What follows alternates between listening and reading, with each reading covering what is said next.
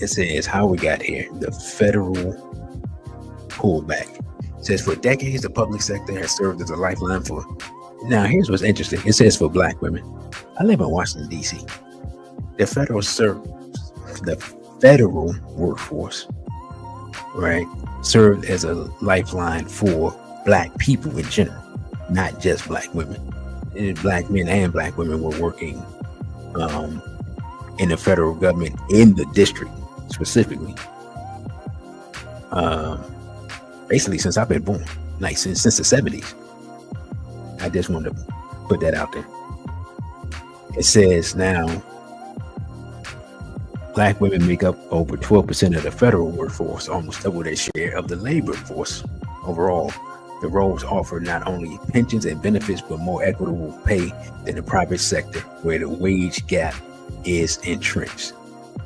Now, the wage gap issue, there's definitely a wage gap between, for example, Black people and white people, men and women. And some of that is due to, especially between men and women, a lot of that is due to the types of jobs that men do and the types of jobs that women do. Like, there are jobs that men do that pay a lot of money because you could potentially die. Like, I'm just saying what it is, right?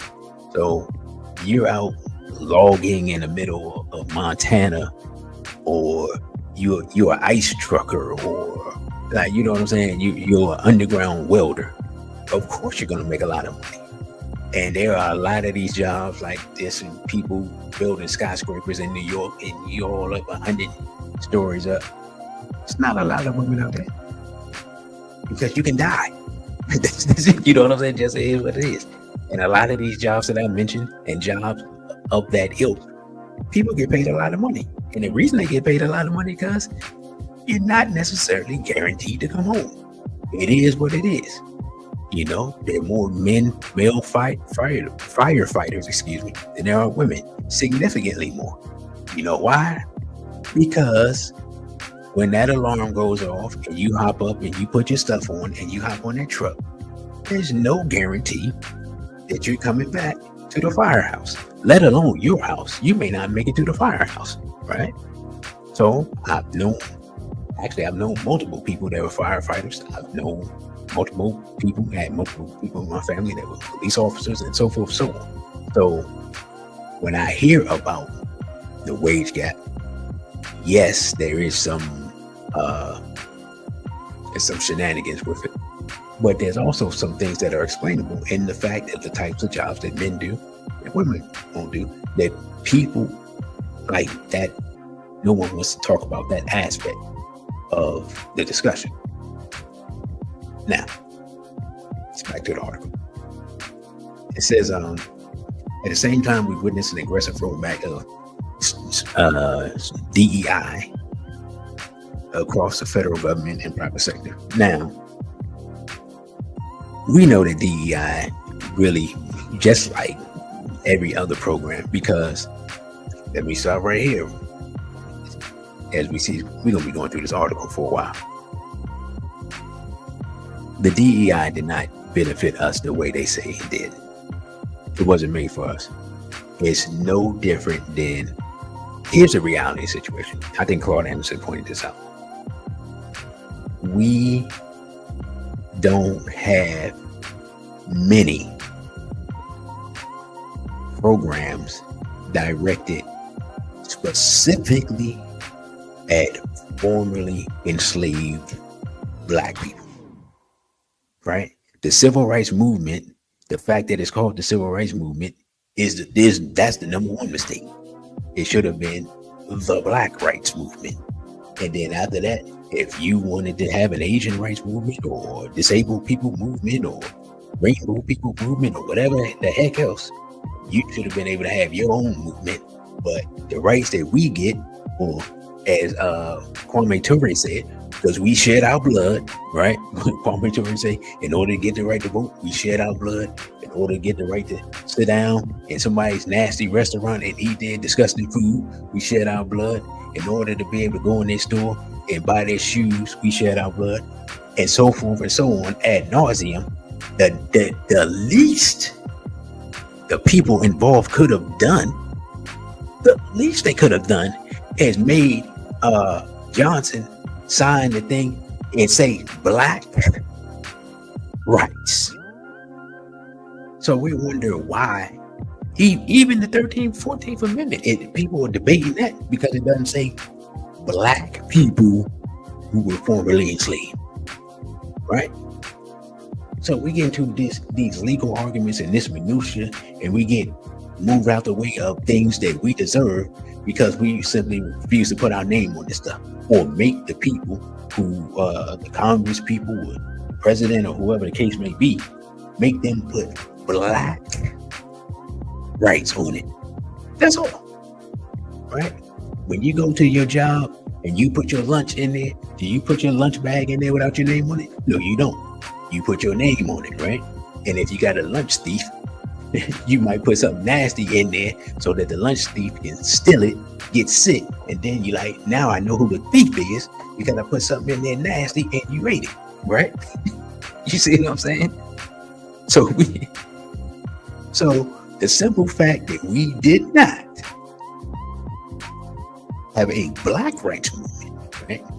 We had a civil rights movement that people recognized, and a black power movement that was attacked by the United States government, by J. Edgar Hoover, or y'all know what I like to call him, Gay Edgar Hoover, right? Because that took place, we left where we are, still arguing, still fighting, and still complaining. Well, actually, yeah, we're fighting each other. We're not fighting against our enemy and still complaining because we simply mislabeled the movement. I mean, it's so simple and logical, and yet it was bungled. And it was bungled in reality because the people who were, quote unquote, leading the movement weren't people who are 100% for black people, right? That's just a fact. I mean, yeah, I ain't trying to disrespect nobody. I'm just telling it like it is.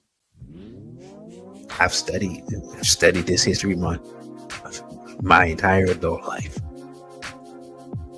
So let me get back to this article because, you know, this is the only one article that I have. Now, we pretty much know about the DEI stuff. And it says in the private sector, DEI budgets have been slashed or frozen. Job postings for DEI roles dropped by 43% between August 22nd and July 24th. The total number of DEI positions fell from 20,000 to 17,000 over a 2-year period. Companies have also scaled back mentorship programs, slowed inclusive hiring, and deprioritized equity benchmarks, treating DEI as expendable. The courts are reinforcing this disturbing trend. In 2024, a federal appeals court blocked the Fearless Fund from offering grants exclusively to Black women entrepreneurs, ruling that the program likely violated Section 1981 of the Civil Rights Act. The decision sent a clear signal. Race-conscious private initiatives are now exposed to legal attack, deterring investment in equity just when it's needed the most. Now, here's what I'll say to that. We don't have to publicly have programs and announce them to the world. You like, hey, what do you mean? This is what I mean. Let's say someone listening here is a multi-millionaire, right? And he's heard my show before, and he heard me talk about Own and Wake Up Radio, and he's like, you know what? I want to invest in that concept. Let's say it's a Black person. Do they have to make an announcement? No. If they send an email to a former producer, Miss Ashby, and told her or whatever, or send it to me or whatever, do I have to announce that? No. If they built some facilities for us, and he's like, I want you to keep talking about what you're talking about and go even harder and stronger, because I'm gonna make it so that this is private and you're backed up. Do you have to make an announcement about that? No. Right. So, and when you come to DC and you go to Chinatown, do the Chinatown people make an announcement that they want to start a new restaurant, or do you just come there one day and the restaurant's there? You see what I'm saying? When the Arab dude buys the gas station in your neighborhood, does he make an announcement? Or do you just go in there and you like, oh, it's an Arab dude. It used to be a white guy here. So this idea that we have to go through other people to build things is just, we got to get out that mindset.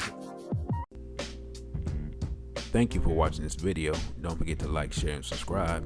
Also follow us on our other social media platforms. On Instagram, we're at DcRadical1. On Twitter, we're at DC_radical_ONE. And the Cash App is $DcRadical1.